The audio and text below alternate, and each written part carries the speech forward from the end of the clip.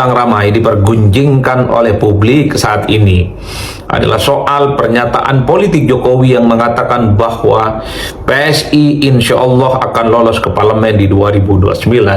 Ini tentu menjadi salah satu berita politik yang sejak kemarin hingga saat ini mendapatkan perdebatan. Seperti biasa, ada pro dan kontra. Ada yang mengatakan bahwa pernyataan Jokowi itu sangat mungkin akan mengantarkan PSI lolos ke parlemen untuk yang pertama kalinya di 2029. Tapi ada juga yang mengatakan bahwa pernyataan Jokowi itu tidak ada dasarnya, mengingat PSI setelah begitu banyak mengikuti pemilu-pemilu sebelumnya belum pernah lolos ke parlemen.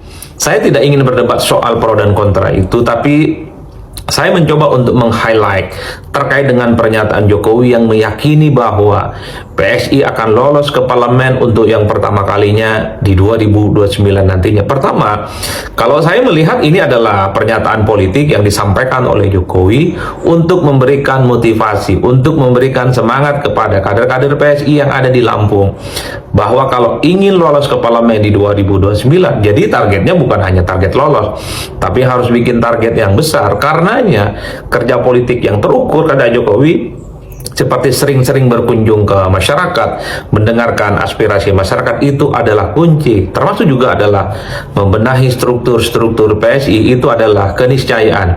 Kalau memang PSI itu bermimpi untuk yang pertama kalinya lolos ke parlemen di 2029. Jadi saya ingin meletakkan ini adalah semacam kalimat motivasi sebenarnya yang Jokowi ingin sampaikan kepada seluruh kader PSI, ya, bahwa mereka harus bersaing dengan begitu banyak partai politik, karena partai politik yang lain pastinya juga memiliki target-target yang besar seperti partai-partai yang lainnya. Itulah yang saya sebut sebagai variabel pertama. Ketika Jokowi mengatakan PSI insya Allah akan lolos ke parlemen, saya meletakkan ini adalah semangat yang sengaja ingin Jokowi tunjukkan kepada kader-kader PSI supaya kerja keras. Nah, yang kedua, banyak pihak yang kemudian harus mendengarkan secara terbuka bahwa kalau ingin PSI lolos ke parlemen, kalau ditanyakan ke saya, dan saya pun sudah ngomong di berbagai tempat, jalanan yang mesti ditempuh oleh PSI itu adalah jalanan yang cukup berliku dan cukup mendaki. Karena ada beberapa variabel, yaitu adalah soal, kalau kita melihat PSI dulu ketika tidak lolos ke parlemen, adalah PSI yang portofolio politiknya misalnya adalah pemilih-pemilihnya itu adalah pemilih perkotaan dan adalah pemilih-pemilih kalangan nasionalis dan sekuler. Tapi ketika PSI mengidentifikasi sebagai bagian dari Jokowi, dan Jokowi adalah PSI dan PSI adalah Jokowi, di situ muncul ada semacam pergeseran politik yang mesti dilakukan oleh PSI. Kalau dulunya PSI itu adalah kuat di perkotaan, terutama di kalangan kelas menengah ke atas, baik secara ekonomi ataupun pendidikan, tapi kalau memang ingin mengamplifikasi bahwa Jokowi adalah bagian dari jualan politik yang ingin dilakukan oleh PSI, maka yang ingin disasar oleh pemilih-pemilih PSI di masa-masa yang akan datang, segmen pemilih yang sebaliknya. Karena kita tahu bahwa pemilih Pak Jokowi itu adalah kalangan pemilih kelas menengah ke bawah, baik secara ekonomi, baik secara pendidikan, termasuk secara demografi. Pemilih-pemilih Jokowi itu adalah pemilih-pemilih yang ada di desa. Itu yang saya kira ada semacam repositioning politik yang harus dilakukan oleh PSI secara signifikan. Kalau dulu PSI itu nyerangnya di kota untuk mendapatkan dukungan politik, nyerangnya adalah di kalangan kelas menengah ke atas, maka jualan politik dengan Jokowi sebagai ikon utama, maka tidak boleh tidak, PSI memang harus punya instrumen politik yang cukup canggih untuk mengakses pedesaan, punya instrumen komunikasi politik yang relatif bisa diterima kalangan menengah ke bawah, karena segmen pemilih Jokowi ya kelas menengah ke bawah, yaitu adalah mereka yang tidak lulus SD, dan kemudian juga lulus SMP, ada juga yang tidak lulus SMA atau hanya sebatas lulusan SMA, dan rata-rata secara ekonomi juga kelas menengah ke bawah. Ini yang saya kira tentu butuh kerja politik yang keras.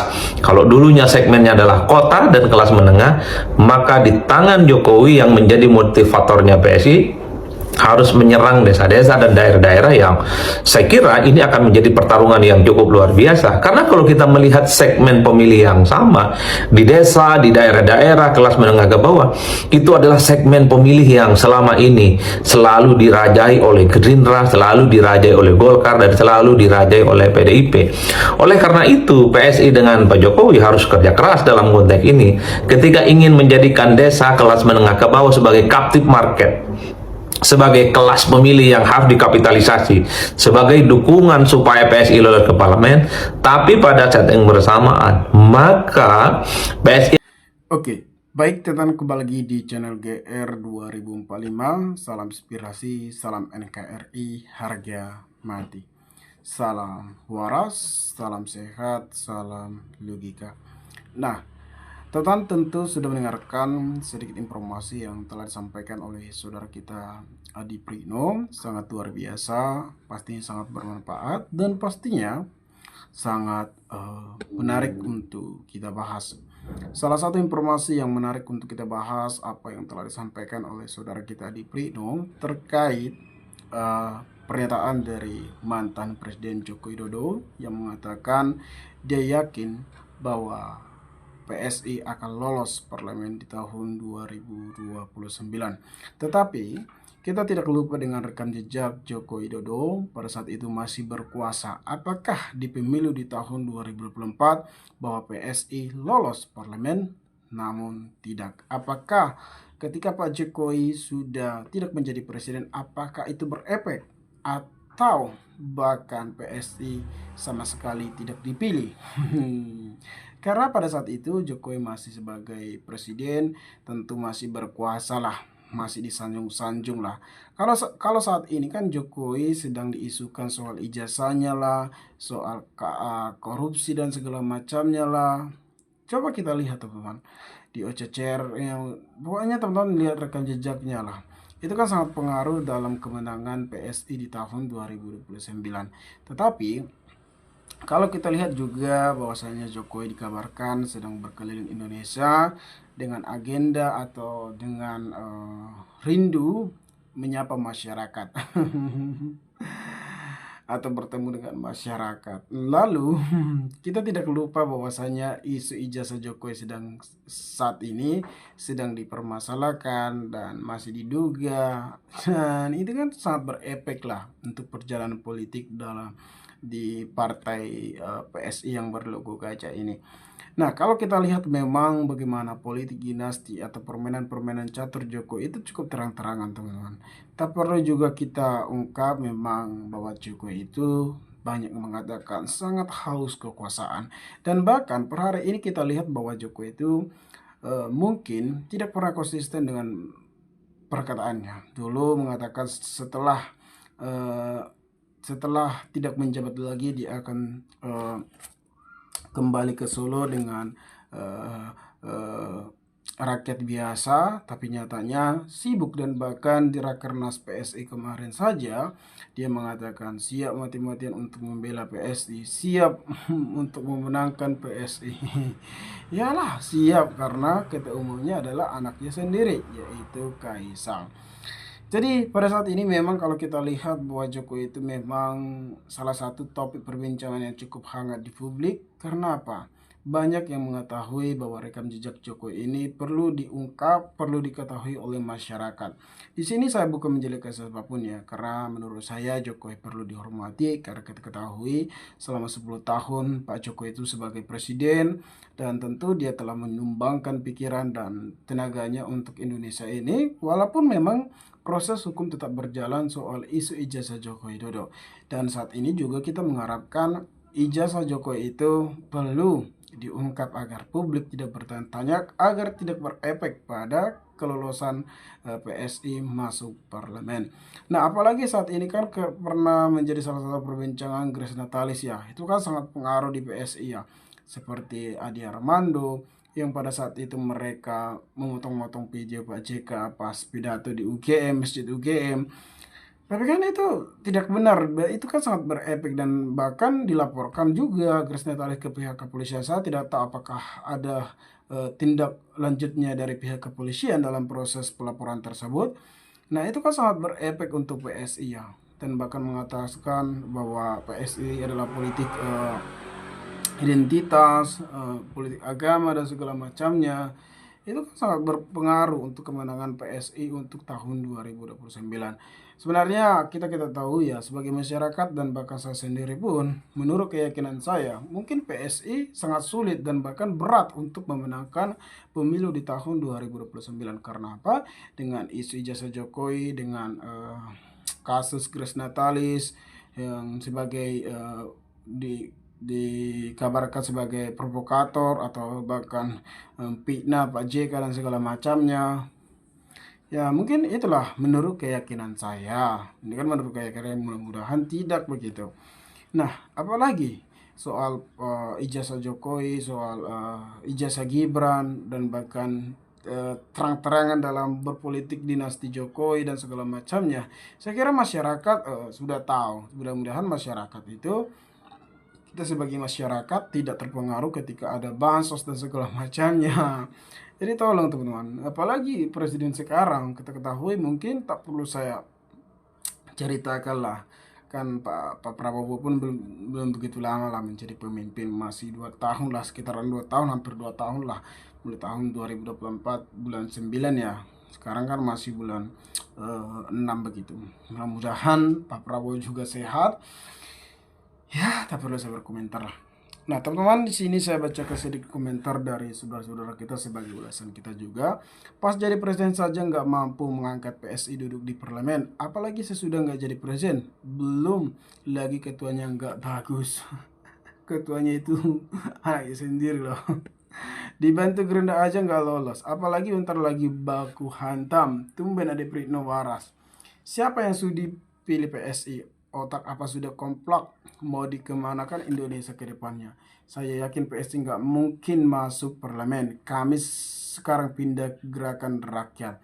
Sikurap lagi pelesera sekali cari jalan agar tidak hadir di sidang nanti. Kalau dikasih sembako keluarga Solo, ambil saja karena uang keluarga Solo uang rakyat NKRI. Boleh yakin, tapi itu saja belum cukup. Ada sisa kegelisahan masa lalu yang menyebabkan kondisi masyarakat terpecah belah dalam hidup susah. Gak usah pengamat politik. Aku orang awam prediksi 90% tidak lolos. Itu memang sangat pengaruh ya. Apalagi kan Pak Jokowi soal ijazahnya dan bahkan tidak pernah hadir di persidangan. Ya mudah-mudahan kalau misalnya Pak Jokowi itu memberikan kejutan bahwasanya ijazahnya itu asli kan gitu kan. Tapi dibalik dengan ketika Pak Jokowi menunjukkan ijazahnya, dibalik itu ya Pak Jokowi artinya sedang mempermainkan, sedang mengambil keuntungan dalam isu ijazahnya itu sebagai perjalanan karir politik anak-anaknya. Karena apa? Kalau Pak Jokowi eh, sebagai negarawan agar masyarakat tidak terpecah belah soal ijazahnya itu, saya kira Pak Jokowi sudah segera menunjukkan ijazahnya begitu. Ya, Jokowi ngomong nyemangati, tapi hatinya Jokowi itu ucapkan pasti kebalikannya. Itu sudah perilaku, sudah jadi doa. BTW Jokowi kanan belok kiri jadinya. Kader PSI kurang kerja keras dan mumpung ini fakta lapangan. Meski ada Jokowi, berat untuk masuk Senayan karena cinta Jokowi belum tentu cinta partai politiknya. Rakyat sudah sadar, Jokowi pembohong rakus, PSI tidak akan laku, insya Allah jangan sampai pilih PSI. Mungkin uangnya tidak terbatas, tapi sayangnya kekuasaan sudah tidak di tangannya. Tapi sayangnya waktu Om Jokowi sudah habis. Ya, sebelum juga ya Pak Jokowi pada saat itu masih berkuasa dan bahkan dibantu Gerindra, ya PSI tetap tidak lolos. Apalagi saat ini Pak Jokowi tidak berkuasa. Apakah mungkin? Apalagi dengan isu ijazah Jokowi. Ya, kita lihatlah ke depannya. PSI tidak lolos parlemen DPRI, namun PSI banyak lolos di DPRD. PSI susah untuk lolos parlemen. Mana caleg berdapil yang berani keluarin duit sampai miliaran untuk menyuap pemilu untuk dipilih rakyat. Partai-partai lain, calegnya yang udah berani karena calegnya incumbent. Enggak bang, yang lulus SD aja sudah tahu kelakuan Jokowi sekarang. Nah, teman-teman mungkin sekian video ini. Salam inspirasi, salam NKRI GR 2045 melaporkan.